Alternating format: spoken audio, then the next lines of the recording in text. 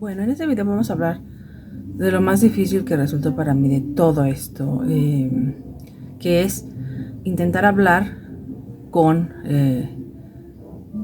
con los ministros de la iglesia, en este caso con el hermano Benjamín. O sea, no era mi plan hablar con él, pero dadas las circunstancias, pues imagínense ustedes este pensamiento. No me van a dejar hablar con el apóstol, yo le tengo que entregar este mensaje y la única opción que tengo es hacerlo a través de su ministro Benjamín González. Entonces era, o lo hago a través de él o no lo hago, ¿no? O sea, no me van a dar otra opción. Entonces, imagínense el mensaje que iba a dar y a través de quién lo iba a dar. Entonces,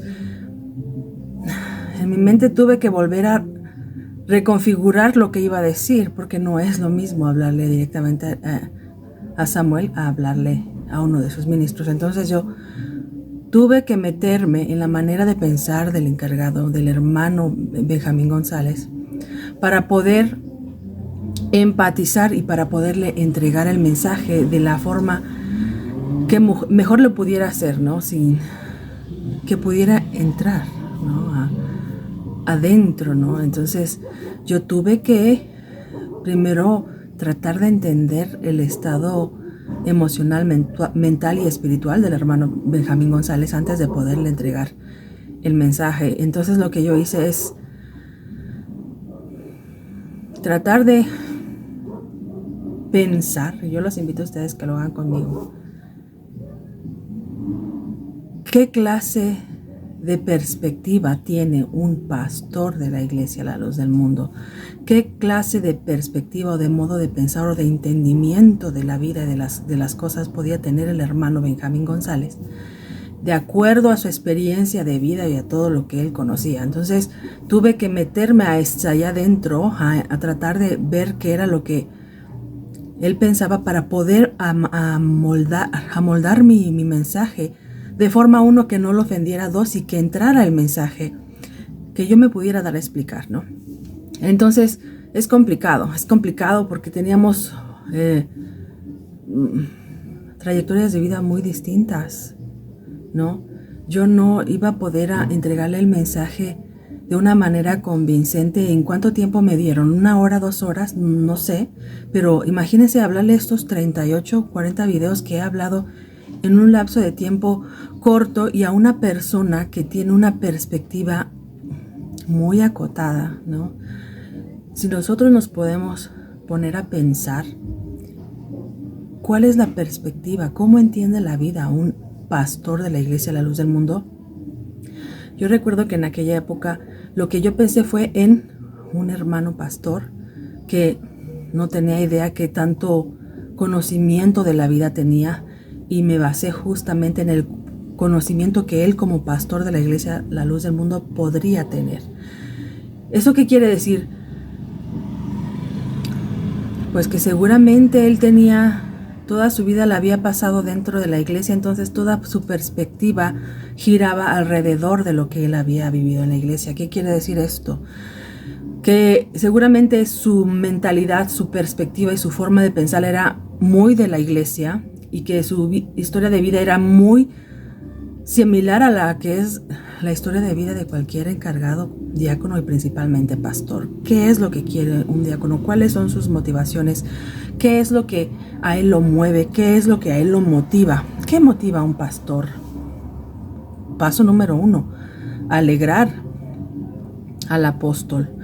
¿Por qué razón? Puede ser por una razón sincera de que sabe que alegrando al apóstol él está bien con Dios, o puede ser por una razón por miras bastardas, como dice la escritura, de sabiendo que tener bien a Samuel es como tener bien a tu patrón, y consigues beneficios, consigues promociones, consigues mejor vida humana, ¿no? Una mejor iglesia, una iglesia que tenga más dinero, ¿no? Entonces ese es el objetivo número 1 de un pastor, tener contento al apóstol, ¿no? Eso es lo que yo pensé en ese entonces.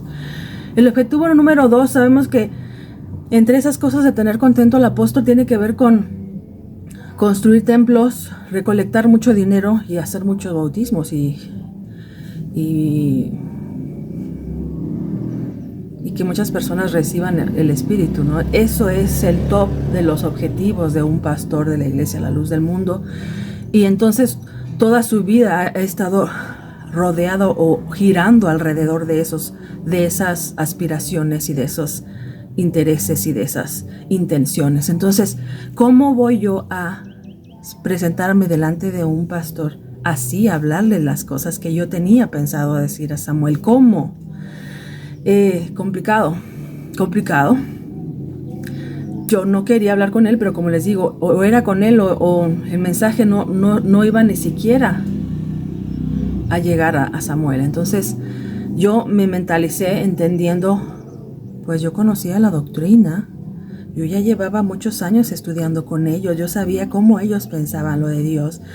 Tenía esa ventaja de que yo conocía doctrinalmente lo que él podría pensar y todo lo que él podía creer, y también podía yo darme una idea de cómo era su concepción del mundo, su entendimiento de la vida y su entendimiento de las cosas. Entonces, basándome en eso, traté de entregar el mensaje de la forma más empática, más sutil, más que pudiera, pero un mensaje como el que yo pensaba dar no es fácil entregarlo de manera sencilla, no es fácil entregarlo a una persona con esa perspectiva del mundo de manera tan que entre fácil, no iba a ser fácil, porque yo sabía que tenía la mente muy cerrada, todo lo que viven tiene que ver con la iglesia, no conocen otro tipo de cosas, no conocen otro tipo de vida, no conocen. A veces ni siquiera les interesa la historia, mucho menos la economía, ¿no? Entonces, su vida radica en hacer feliz al apóstol, construir templos, hacer bautismos, que más personas reciban, ganar dinero, escalar rangos en la iglesia. Ese es el objetivo de un pastor, según yo alcanzaba a un poquito tratar de inferir. Y entonces, el mensaje que yo traía tenía pocas probabilidades de entrar. Tenía pocas, casi nulas probabilidades de entrar. Entonces, pero yo lo tenía que intentar, porque esa era mi descanso de mi conciencia. No me dejaron pasar hasta con Samuel, pero el mensaje tiene que quedar ahí, porque no quiero yo, es como una papa caliente, no quiero yo esta responsabilidad de que no se cambien las cosas porque yo no me atreví o yo no hice lo que debía haber hecho. Entonces, aquí quiero que ustedes entiendan que dependiendo de esa perspectiva del hermano, obviamente conforme yo fui hablando, él me iba deteniendo y él me iba interrumpiendo y tratando de contradecir o cuestionar o negar las cosas que yo estaba diciendo. Por ejemplo, la primera frase, o sea, imagínense, yo estoy entregando el mensaje y a cada cosa que el hermano le escandaliza, obviamente, me interrumpe para que yo pueda continuar. Entonces fue difícil, pero yo les voy a decir la primera, que es Dios me hizo entender que nos estamos desviando del Evangelio y me hizo regresar con bien desde España para entregar este mensaje al apóstol, porque es indispensable que regresemos al camino original, porque si no, no vamos a llegar al objetivo. Nos estamos desviando del Evangelio. Entonces, obviamente la primera reacción del hermano fue, entonces tú dices que Dios te habló y te mandó con el apóstol, o sea, como diciendo, ahí estamos mal, ¿no? O sea, porque obviamente el entendimiento en la iglesia es que Dios no le va a hablar a nadie sin que antes, dice la Biblia, ¿no? Sin que antes lo revele a sus siervos los profetas, ¿no? Dice el texto. Entonces, él dijo, no te puede hablar a ti porque tiene a su apóstol. O sea, si él quiere decir algo, se lo dice directamente, ¿no? Entonces, ¿por qué lo tomó así el hermano? Por la doctrina que hay en la iglesia, ¿no? O sea, aunque ya no estamos en época de los profetas, porque es un hecho que nosotros debemos entender. Estamos en época de la gracia, ya no estamos en época de los profetas. No puedes tomar un texto de los profetas y decir en estos tiempos que Dios no va a hablar, ni va a inspirar, ni va a dar sueños, ni va a guiar a la gente, sino es a través de un solo hombre. No puedes decir eso, porque estamos en época ¿de qué? De la gracia. En la época en la que dijo que Él nos iba a guiar desde dentro del corazón. Estamos invalidando el Evangelio de Cristo por regresar a la ley y a los profetas. Eso es lo que me está diciendo. Yo no le dije nada al hermano, pero simplemente esta frase hizo que perdiéramos mucho tiempo en tratar de contestar, porque en primer lugar yo no dije que Dios me había hablado. O sea, yo jamás dije que escuché una voz, que oí truenos, que vi una zarza ardiendo. Eso sería mentir y eso sería totalmente falso. Pero lo que yo le dije, Dios me inspiró en el entendimiento, me hizo entender, me dio conocimiento y aparte me prosperó en mi intención que Él puso en mi corazón para hacer esto. Pero aquí hay 3 cosas que se contradicen con lo que está descrito en la doctrina y eso es lo que hizo a él empujar para atrás. La primera es esa, que Dios no le va a hablar a nadie más que a su apóstol, ¿no? Que eso fue basado en el texto de los profetas, ¿no? Número 2, si él tuviera algo que decirle a su apóstol, se lo diría directamente. Tú no eres nadie para tratar de hacer que Dios te habló y venirle tú a decir algo al apóstol. Y la número 3, entiendes que lo que estás diciendo es muy grave, es muy crítico. No puedes acusar de algo tan grave a un apóstol, ¿entiendes? Eso. Porque un apóstol no se puede desviar. Dios no lo permitiría. Esa fue la tercera cosa. O sea, la primera es que Dios le habla directamente. La segunda es que yo no soy quien para venirle a decir nada. Y tercera, eso era muy grave lo que yo estaba diciendo. Apostasía en un apóstol. Era algo muy grave delante de los ojos de Dios. Entonces, yo quiero aquí invitarlos a que analicemos de verdad. Esto evidentemente daba testimonio de que probablemente el hermano, al igual que me pasó con el hermano Tobías, que abiertamente me admitió que jamás había leído la Biblia de principio a fin, probablemente esto pasaba con el hermano Benjamín González, porque ¿cómo es posible que se les olvide los contextos de cada texto? Como les digo, el texto de Dios no hará nada sin que antes se lo revele a los siervos, los profetas. Lo dijo en época de los profetas, lo dijo a través del profeta Amós, pero ya no estamos en la época de los profetas. No podemos aplicarle a estos tiempos un texto que se dijo para otra persona en otras circunstancias, ¿no?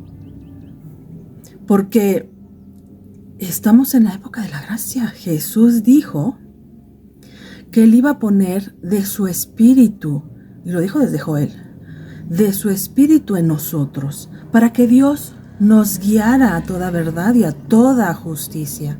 Es decir, y aparte, que nuestros hijos profetizarán y los ancianos verán visiones. O sea, todo eso fue una profecía de estos tiempos. No puedes tomar un texto de aquellos tiempos y quererlo aplicar en la época de la gracia.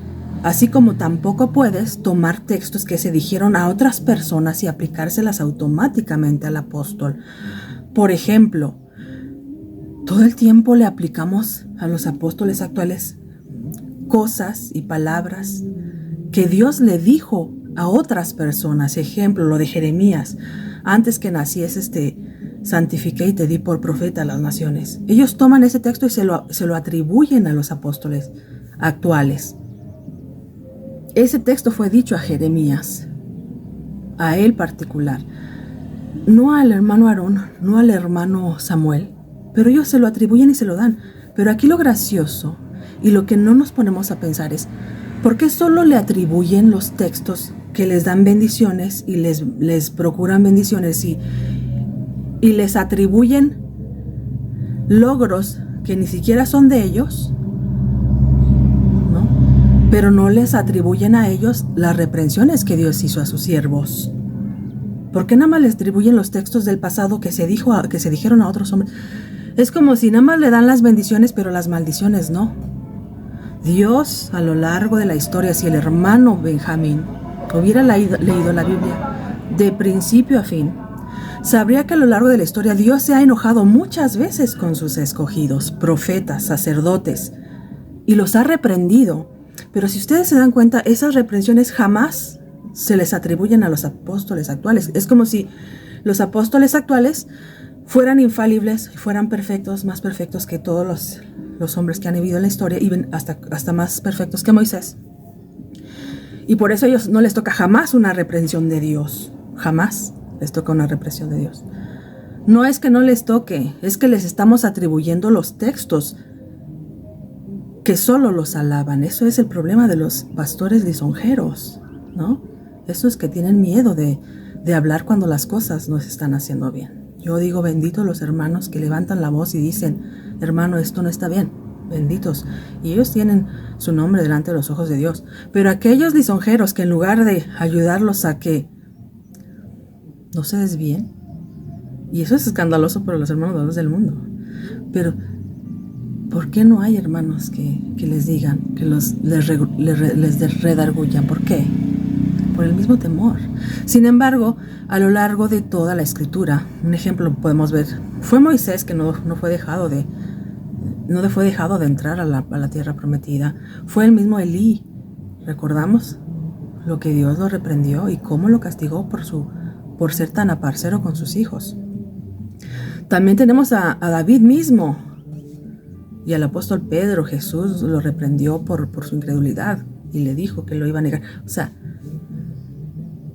¿por qué esos textos no se le atribuyen? Y yo estoy regresando a esto porque acá el hermano me dice, todo lo que Dios quiera decirle a su apóstol se lo va a decir directamente. Entonces yo me pongo a pensar, y esto no es otra cosa más que el cumplimiento y el resultado de la enseñanza de Samuel. Blindó bien su elección, la blindó bien, porque de esa forma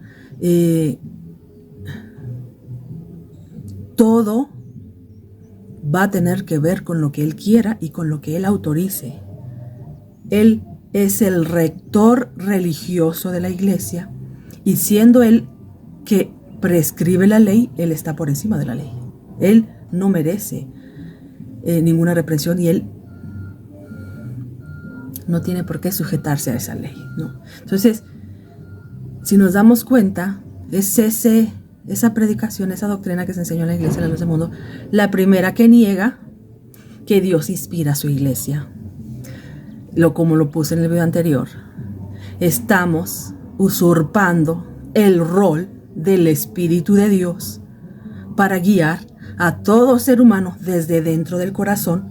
Hacemos a un lado el Espíritu dentro de nosotros y escuchamos más la voz de un hombre de carne y de huesos. Esa es la enseñanza que Samuel instauró, se implementó, hizo que quedara muy arraigada en medio de la iglesia, cualquier nivel de la iglesia. ¿Cuál? Que Dios no le habla a los seres humanos más que a través de la boca de Samuel. Imagínense, entonces jamás iba a recibir una reprensión. Sin embargo, si nos podemos analizar un poquito, aquí lo que yo estaba haciendo es darle prioridad al Espíritu de Dios que al mismo Samuel, ¿no? Porque yo lo que estoy diciendo y lo que hice en ese momento es decir, con mis hechos, perdóname, pero yo creo que Dios es omnipresente. Yo creo que Dios habita dentro de mí y dentro de cualquier ser humano. Y yo creo que Dios nos mueve, nos inspira, nos guía a toda verdad y a toda justicia desde dentro de nosotros. Y yo lo creo, no solo porque a mí se me ha ocurrido. Esto no lo inventé yo, lo dijo mi maestro, el Señor Jesucristo, que Él nos guiaría a toda verdad y a toda justicia. Y si Samuel dice que solo la verdad y la justicia salen de sus labios, o sea, ¿a quién le voy a hacer caso? ¿A Jesús que dijo que el Espíritu nos iba a guiar? ¿O a Él que nos dice que no le hagamos caso a nuestro corazón, a nuestra conciencia y a Dios dentro de nosotros? No le hagamos caso a eso. Hay que hacerle caso a Samuel. ¿A quién le voy a hacer caso yo? Voy a darle prioridad a un hombre antes que a Dios. Voy a darle prioridad a un hombre de carne y huesos. Y evidentemente carnal. Le voy a dar más oído a un hombre que se deja guiar, que se guía por su carne, por el bienestar de su carne, más que al Espíritu de Dios dentro de mí, que me empuja a dejar mi carne en el piso, ignorarla y buscar el bien de toda la humanidad. ¿A quién le voy a hacer caso yo? ¿Dónde está el Espíritu de Dios? Él enseña que no es verdad que Dios habla a los hombres. Él enseña que el Espíritu de Dios no está en los hombres y no los inspira. Eso es lo que estaba diciendo. Y quedó muy bien instaurado en la mente del hermano Benjamín González, porque él creyó eso. Creyó que no había forma de que Dios le inspire, motive, guíe a los hombres a toda verdad, a toda justicia. No hay forma. El único que puede guiar a todos los hombres a toda verdad y a toda justicia es el apóstol, ¿no?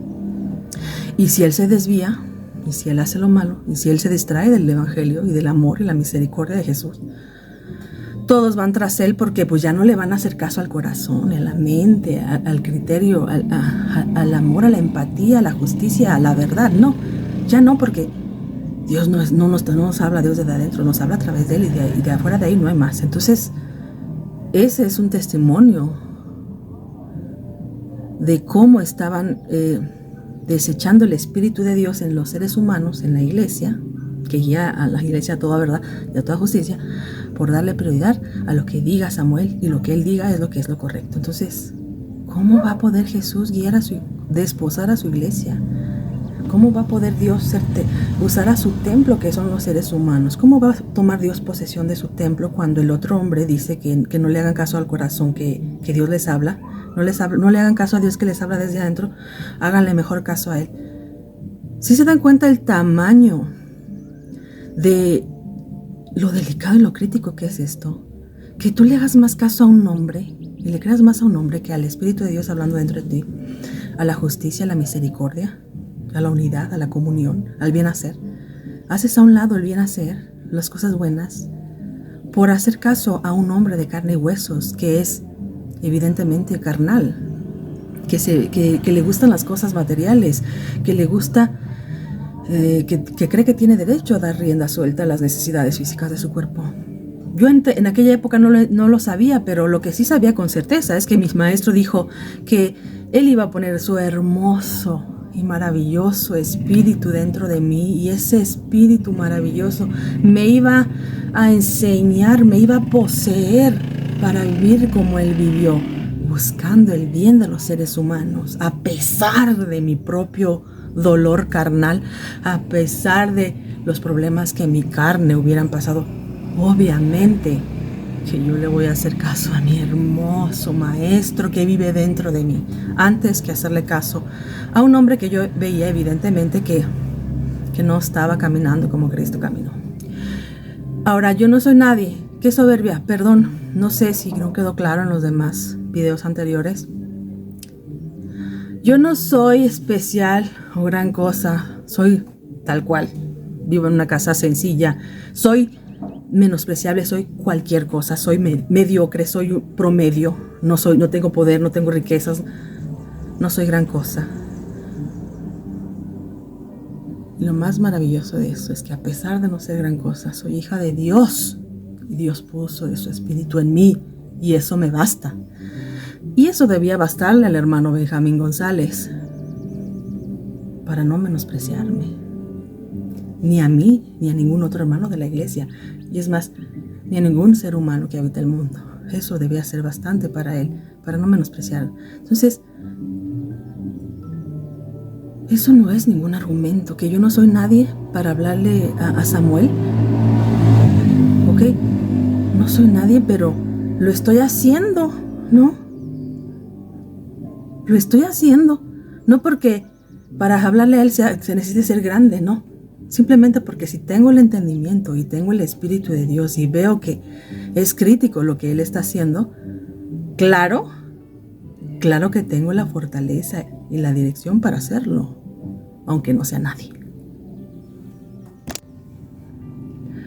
Yo quiero invitarlos a reflexionar realmente. Quizás después de pasar 3 veces al día yendo a la oración, donde te digan cosas, pues donde te metan la doctrina de la iglesia, de la elección y de que Él es el único que tiene la autoridad, todo eso. Después de tanto distraerte hacia ahí, ¿cuántas veces haces la meditación de entender dónde está Dios?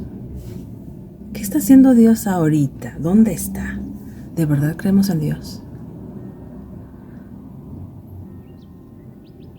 ¿Qué pasa con Dios? ¿Acaso Dios cambia? ¿De pronto pierde poder? ¿Por qué no hace los milagros que hacía antes? ¿Es acaso eso, hermanos? ¿Que ya no está tan cerca de nosotros, que nos tiene olvidados? ¿Es eso lo que pasa? ¿Por qué permite tanta maldad en el mundo, no? Dicen, ¿dónde está Dios? Hermano, te voy a decir dónde está Dios. Dios está donde mismo. Dios no ha cambiado nada, no ha perdido poder. Te digo que ha pasado, que somos nosotros los que nos hemos olvidado del Espíritu, de nuestra parte espiritual. Nos hemos inclinado más hacia lo carnal, hacia lo físico, hacia la carne, hermanos, hacia las cosas de la carne, hermanos, en lugar que de las cosas espirituales. No es que Dios pierda poder, es que nosotros lo sentimos lejos, nos falta fe, nos falta espiritualidad. No creemos realmente en lo que Él promete, no creemos que Él sea capaz de guiar a los seres humanos a la verdad y a la justicia, no creemos. ¿Y cómo lo vamos a creer si con nuestros ojos vemos que las personas, según más santas del mundo, se comportan como se comportan? Te voy a decir, hermano, quién es responsable de la lejanía de Dios con nosotros. No es que Dios se haya alejado, somos nosotros los que nos hemos inclinado más hacia el cuerpo, hacia la carne, hacia las cosas materiales. Y un ejemplo claro era esta actitud del hermano Benjamín hacia mí.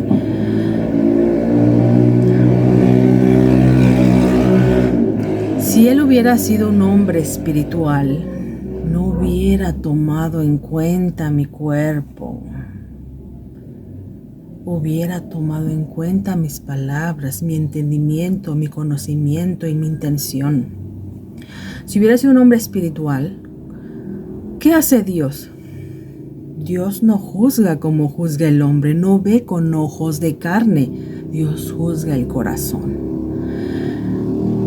La intención final de la persona es valiosa ante Dios y es algo que se nos está olvidando, hermanos, pero el primero que conoce mi intención es Dios y eso me hace sentir confiada.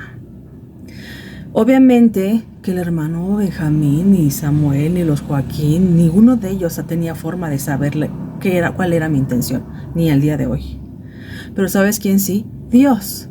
Hermano, yo quiero que tú recuerdes que Dios existe y que Él conoce tus más íntimos pensamientos y tu intención.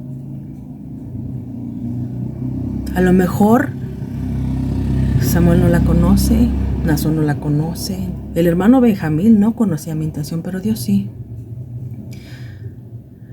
Y Dios no ha cambiado de poder, hermano. El hecho de que el hermano Benjamín no fuera capaz de ver más allá de la carne, porque él vio una mujer ahí, un cuerpo de carne, mujer menospreciable, joven, porque aparte yo tenía 23 años, pero yo era comeaño, yo parecía de menor edad, podría parecer de 18. Entonces, ¿esto qué es, no? ¿Por qué? Porque no estaba escuchando las palabras, no estaba escuchando el entendimiento, no estaba escuchando la intención. Estaba viendo con ojos de carne, no con el entendimiento, no con la mente, no con el corazón. No le interesaba argumentar, no le interesaba que el final de lo que yo quería era una buena intención. No distinguió entre las intenciones de la carne y las intenciones del Espíritu de Dios, ¿no? Entonces, ¿por qué les digo esto? Porque no podemos echarle la culpa a Dios de lo que pasa, hermanos. Debemos admitir que nosotros hemos nos hemos vuelto carnales, nos hemos alejado de esa sensación, de esa espiritualidad, de ese primer amor. Somos nosotros los que hemos dejado de creer en que Dios es capaz de transformar a los seres humanos y de guiarlos a hacer cosas buenas. O sea, estos videos de arrojarme así a confiar en los gentiles fue porque Dios me lo inspiró, porque eso es lo que todos debemos hacer. Y si no alcanzamos a ese nivel, estamos perdiendo el tiempo, hermanos. No sirve de nada la religión si no estamos dispuestos a confiar a ese nivel, no solamente en las personas, sino en Dios que habita en esas personas. Eso fue lo que me dio la confianza y por eso no fui defraudada. No mi fe, mi confianza y mi amor, porque la confianza es un fruto del amor. Cuando tú amas a alguien, tú confías en él. Y esa confianza que yo tuve en los gentiles cuando regresé desde España a México era el fruto de mi amor hacia ellos, que yo sí los creo capaces de que Dios habita en ellos y los guía a todas cosas buenas. ¿Por qué no creemos eso, hermanos? ¿Por qué hemos perdido la fe en la bondad que hay dentro de los seres humanos? Porque ya no creemos en Dios y en su poder, porque ya lo sentimos lejos. Y hermano, anhelamos los tiempos del apóstol Pablo, del apóstol Pedro. ¿Por qué? Porque es una señal de nuestra incredulidad. Si ellos fueron hombres santos y quedaron para testimonio histórico, fue porque ellos manifestaron su fe y su amor a Dios. No debemos voltear atrás, debemos ser ellos. No solamente ellos, Jesús. Debemos nosotros hacer historia demostrándole a Dios que creemos en sus promesas, en el camino que ha marcado por los hombres y que creemos que Él no ha perdido poder y que Él sigue viviendo en nosotros y que Él transforma a las personas desde adentro.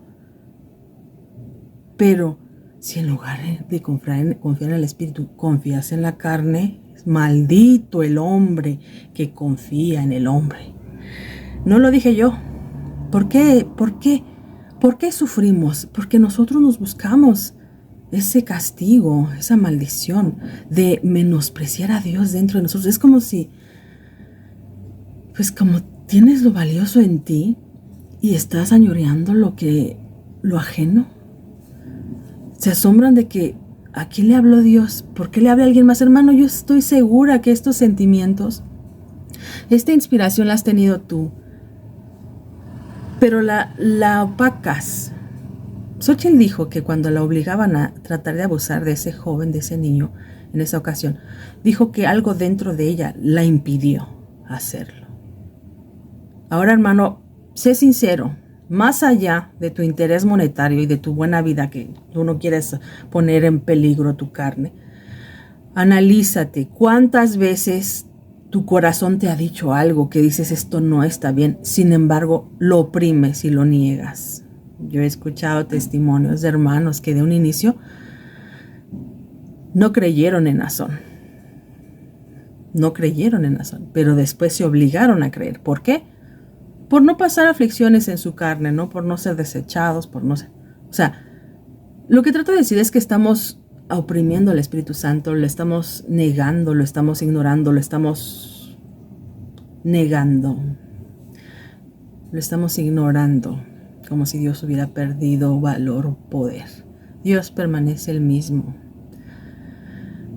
No debemos envidiar a los apóstoles y voltear atrás para ver cuándo fue la última vez que Dios nos habló, porque Dios nos habla todo el tiempo. Somos nosotros los que no entendemos su idioma. Somos nosotros los que no entendemos las señales y su lenguaje porque somos carnales, porque hablamos con voz humana, vemos con ojos de hombre lo que está afuera, las apariencias. Debemos ser capaces de, con el entendimiento y con el oído, entrar más allá de la carne y escudriñar el corazón a través de las obras de las personas. El hermano Benjamín me rechazó porque él fue carne con carne. Él no prestó oído, no puso atención a lo que yo estaba diciendo y obviamente esta palabra le impactó. La rechazó.